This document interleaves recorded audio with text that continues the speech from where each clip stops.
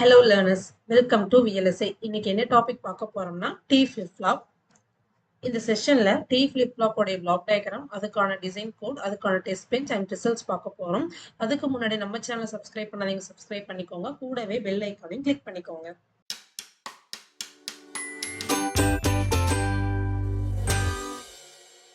First நம்ம பார்க்க போறது T flip flopனா என்ன அப்படின்றத பார்க்கலாம்.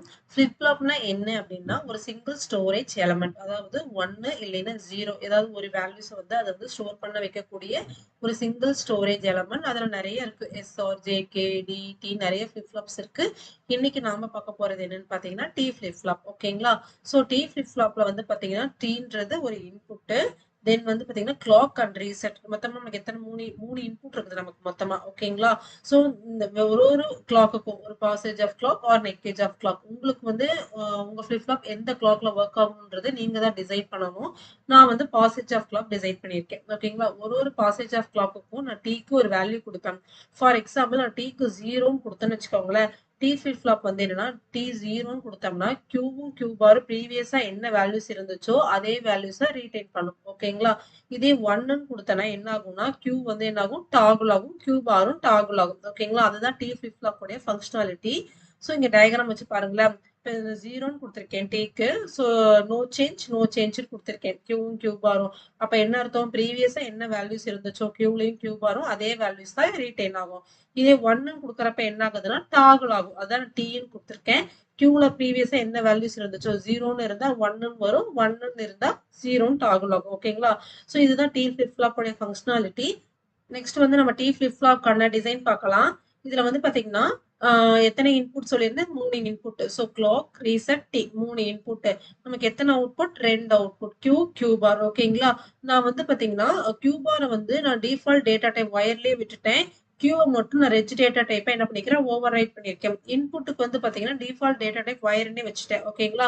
ஸோ நீங்க எக்ஸ்பிளிசிட்டா ஒயர்னு நீங்க டிக்ளேர் பண்ணலாம். அப்படி இல்லைனாலும் டிஃபால்ட் டேட்டா டைப் ஒயர் தான். ஸோ நீங்க டிக்ளேர் பண்ணலைனாலும் எனக்கு எந்த ப்ராப்ளமும் கிடையாது. ஓகே, நெக்ஸ்ட் வந்து பாத்தீங்கன்னா இங்க ஏன் நான் ரெஜ் கொடுத்துருக்கேன் அப்படின்னா நம்ம ஆல்வேஸ் பிளாக் யூஸ் பண்றதுனால நான் வந்து இங்க ரெஜ் கொடுத்துருக்கேன். ஓகேங்களா? கியூ பார் வந்து நான் வந்து கண்டினியூஸ் அசைன்மெண்ட்ஸ் யூஸ் பண்றதுனால நான் வந்து ஒயர் யூஸ் பண்ணியிருக்கேன். ஓகேங்களா?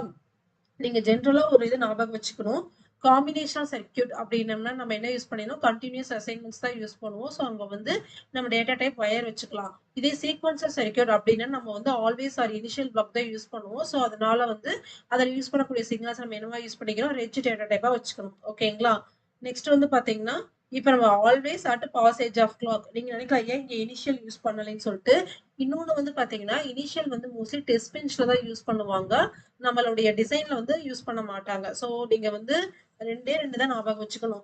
காம்பினேஷன் சர்க்கியூட்னா கண்டினியூஸ் அசைன்மெண்ட், சீக்வென்ஷியல்னா ஆல்வேஸ் அப்படின்ற மாதிரி ஞாபகம் வச்சுக்கணும். ஓகேங்களா? So always at passage of clock, ஒரு பாசேஜ் ஆஃப் கிளாக் வரையும் இந்த பிளாக்குக்குள்ள இது என்டர் ஆகும். ஓகேங்களா? இஃப் ரீசெட்டான்னு பாக்குறீங்க, நான் வந்து ஆக்டிவ் லோ ரீசெட் யூஸ் பண்ணியிருக்கேன். ஓகேங்களா? ஆக்டிவ் லோ ரீசெட்னா நீங்க 0ன்னு கொடுத்தீங்கன்னா அந்த டோட்டல் சர்க்கியூட்டுமே ரீசெட் ஆயிடணும். ஓகேங்களா? அதோட டிஃபால்ட் ஸ்டேட்டுக்கு வந்துடணும்.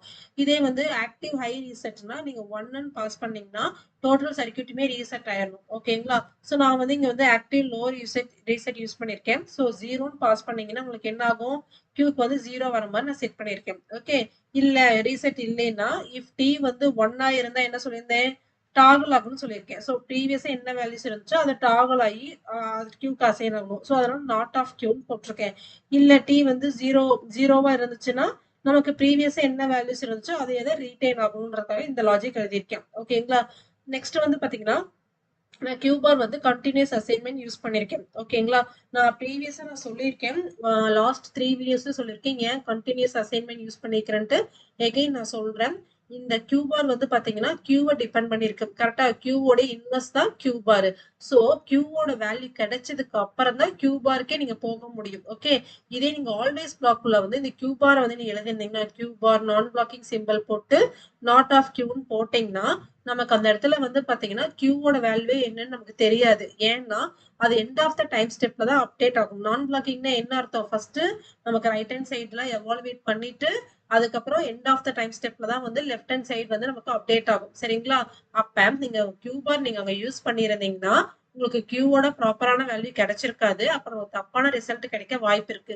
ஸோ அதனால தான் நம்ம கண்டினியூஸ் அசைன்மெண்ட் நம்ம இங்க யூஸ் பண்றோம். Okay, assign Q bar equal to not of கியூன்னு போட்டுக்கலாம். ஓகே, நெக்ஸ்ட் வந்து பாத்தீங்கன்னா அதுக்கான டெஸ்ட் பெஞ்ச் பார்க்குறோம். நான் ஆல்ரெடி சொல்லியிருக்கேன், நம்ம வந்து டிசைன்ல இன்புட்னு கொடுக்கறது எல்லாத்தையுமே இங்க ரெட்ஜ் ஆகவும், அங்க அவுட்புட்னு கொடுக்கறது எல்லாமே இங்க ஒயராகவும் நம்ம கொடுப்போம். ஓகேங்களா? ஸோ அதையும் கொடுத்துருக்கேன். நெக்ஸ்ட் வந்து டியூடி இன்ஸ்டன்சியேஷன் பண்ணியிருக்கேன். நம்ம டியூட்டியோட நேம் என்ன? D_FF. அதை வந்து TFFன்னு சொல்லி இன்ஸ்டன்ஷியேட் பண்ணிட்டு இங்க வந்து கனெக்ஷன் பண்ணியிருக்கேன். ஓகேங்களா? கனெக்ஷன் வந்து 2 மெத்தட் இருக்குது. கனெக்ஷன் பை நேம் இல்ல ஆர்டர் ஆஃப் கனெக்ஷன் சொல்லி 2 மெத்தட் இருக்குது. நான் வந்து ஆர்டர் ஆஃப் கனெக்ஷன் ஃபாலோ பண்ணியிருக்கேன். ஓகே, நெக்ஸ்ட் வந்து பாத்தீங்கன்னா கிளாக் ஜென்ரேஷனுக்கு நான் ஆல்வேஸ் பிளாக் யூஸ் பண்ணி கிளாக் ஜென்ரேட் பண்ணியிருக்கேன். நீங்க இனிஷியல் பிளாக் வச்சு கூட கிளாக் ஜென்ரேட் பண்ணலாம். இனிஷியல் பிளாக் யூஸ் பண்றதா இருந்தா நீங்க ஃபார்எவர் லூப் யூஸ் பண்ணணும். ஓகேங்களா? இது எப்படி யூஸ் பண்றது அப்படின்றத நான் ப்ரீவியஸ் வீடியோல எக்ஸ்பிளைன் பண்ணிருக்கேன். டி ஃபிளிப் ஃப்ளாப்ல வந்து இனிஷியல் யூஸ் பண்ணி தான் நான் கிளாக் ஜென்ரேட் பண்ணியிருக்கேன். அதை ரெஃபரன்ஸா வச்சு நீங்க ஜென்ரேட் பண்ணி பாருங்க. இங்க வந்து என்னோட டோட்டல் டைம் பீரியட் எவ்வளவுன்னு பாத்தீங்கன்னா 10 நானோ செகண்ட்ஸ்.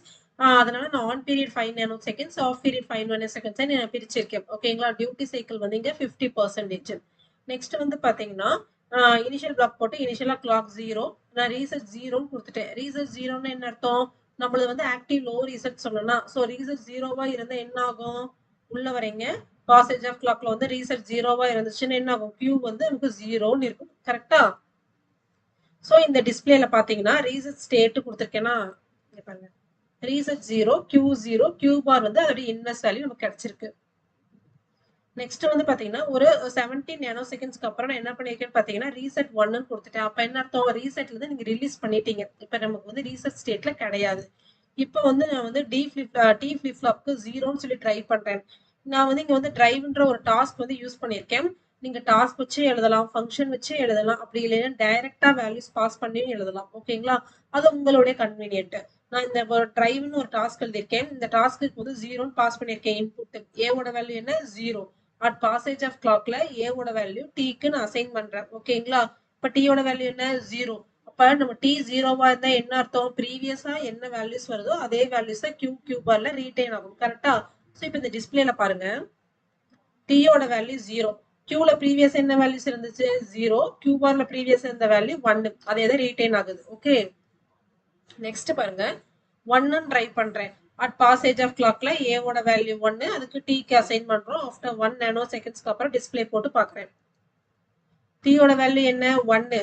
அப்ப கியூ என்ன ஆகும்? டாகல் ஆகும்னு சொல்லியிருக்கேன். ப்ரீவியஸ் என்ன வேல்யூஸ் இருந்துச்சு? 0. 0 என்ன ஆகுது? 1ன்னு டாகல் ஆகுது. கியூ பார் ப்ரீவியஸ் என்ன வேல்யூஸ் இருந்துச்சு? 1, அது 0ன்னு நமக்கு கிடைச்சிருச்சு. நெக்ஸ்ட் வந்து பாத்தீங்கன்னா மறுபடியும் நான் 1ன்னு நான் ட்ரை பண்றேன். அப்ப அட் பாசேஜ் ஆஃப் கிளாக்ல ஏவோட வேல்யூ என்னவா இருக்கும்? 1ன்றது டீக்கு அசைன் பண்றேன்னா இப்ப டிஸ்பிளே பாருங்க, 1. இப்ப என்ன அர்த்தம்? 1ன்னு வந்தா ப்ரீவியஸ் வேல்யூஸ் என்ன ஆகும்? டாகுல் ஆகும். ப்ரீவியஸ் என்ன இருந்துச்சு? 1. 1ன்றது நமக்கு என்னவாகும்? 0ன்னு ஆகும். கியூ பார் வந்து அதோட இன்வெர்ஸ் வேல்யூஸ் நமக்கு கிடைக்கும். நெக்ஸ்ட் என்ன? மறுபடியும் வந்து நமக்கு என்ன ஆகுது? 1ன்னு நான் ட்ரை பண்ணிருக்கேன்.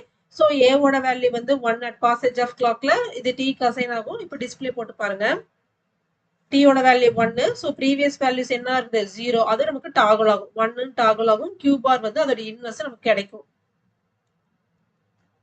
நெக்ஸ்ட் பாத்தீங்கன்னா 0ன்னு சொல்லி நான் ட்ரை பண்ணிருக்கேன். இப்ப 0ன்னு வரப்ப நமக்கு என்ன ஆகும்? அட் பாசேஜ் ஆஃப் கிளாக்ல ஏவோட வேல்யூ 0, அதுக்கு டீக்கு அசைன் பண்றீங்க. ஆஃப்டர் 1 நானோ செகண்ட்ஸ்க்கு அப்புறம் டிஸ்பிளே போட்டு பார்க்கலாம். இப்ப பாருங்க, டீயோட வேல்யூ நமக்கு என்ன? 0. அப்ப என்ன அர்த்தம்? ப்ரீவியஸா என்ன வேல்யூஸ் இருந்துச்சோ அதே தான் ரீடைன் ஆகும். நமக்கு டாகுல் ஆகாது. ப்ரீவியஸா நமக்கு என்ன வேல்யூஸ் இருந்துச்சு? கியூவோட வேல்யூ 1, கியூ பாரோட வேல்யூ 0.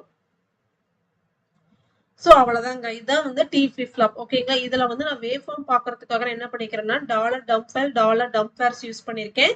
எனது வந்து 50 நானோ செகண்ட்ஸ்ல வந்து டெஸ்ட் கம்ப்ளீட் ஆகணும் அப்படின்றதுக்காக நான் $finish யூஸ் பண்ணிருக்கேன். இது எல்லாமே உங்க இஷ்டம் தான். உங்களுக்கு சிமுலேஷன் எவ்வளவு சீக்கிரம் கம்ப்ளீட் ஆகணும்னு நினைக்கிறீங்களோ அதை வந்து இங்க நீங்க கொடுக்கலாம். ரெண்டாவது வந்து வேவ் ஃபார்ம் பார்க்கணும்னா நீங்க இந்த $dump file யூஸ் பண்ணிக்கலாம். வேவ் ஃபார்ம் பார்க்க வேணாம்னு நினைச்சீங்கன்னா இது யூஸ் பண்ண தேவையில்லை. ஆனா ரியல் டைம்ல கண்டிப்பா நீங்க வேவ் ஃபார்ம் வச்சுதான் எல்லாமே பேசுவீங்க. ஏன்னா இங்க எல்லாமே கிளாக்க வச்சு நீங்க பேசுறீங்க. சோ அந்த கிளாக் எட்ஜ்ல கரெக்டா வேல்யூ டிரைவ் ஆயிருக்கா, கரெக்டா நமக்கு அவுட்புட் கிடைச்சிருக்குதா அப்படின்னு பாக்குறது வேவ் ஃபார்ம் வச்சுதான் நீங்க பாப்பீங்க. காம்பினேஷன் சர்க்யூட்ல வந்து நம்ம வந்து வேவ் ஃபார்ம் பார்க்க மாட்டோம். ஏன்னா அது நமக்கு வந்து அந்த அளவுக்கு தேவைப்படாது. ஆனா சீக்வென்சர் சர்க்யூட்ல அண்ட் ரியல் டைம்ல எல்லா இதுலயுமே நீங்க வேவ் ஃபார்ம் வச்சு தான் நீங்க அனலைஸ் பண்ணுவீங்க. ஸோ இதனால வந்து நீங்க இதை யூஸ் பண்ணி நீங்க EDA பிளே கிரவுண்ட்ல உங்களுக்கு அக்கௌண்ட் இருந்துச்சுன்னா இந்த டம்ஃபைல் டம்பர்ஸ் கோடிங்ல ஆட் பண்ணி அதுல வந்து வேவ் ஃபார்ம் நீங்க பார்க்க முடியும். ஓகேங்களா? அதுல போய் அனலைஸ் பண்ணி பாருங்க. உங்களுக்கு ஒரு நல்ல ஒரு அண்டர்ஸ்டாண்டிங் கிடைக்கும். ஓகே. ஸோ இந்த வீடியோ உங்களுக்கு யூஸ்ஃபுல்லா இருக்கும்னு நினைக்கிறேன். பிடிச்சிருந்தா லைக் பண்ணுங்க, ஷேர் பண்ணுங்க, சப்ஸ்கிரைப் பண்ணுங்க. Thank you all.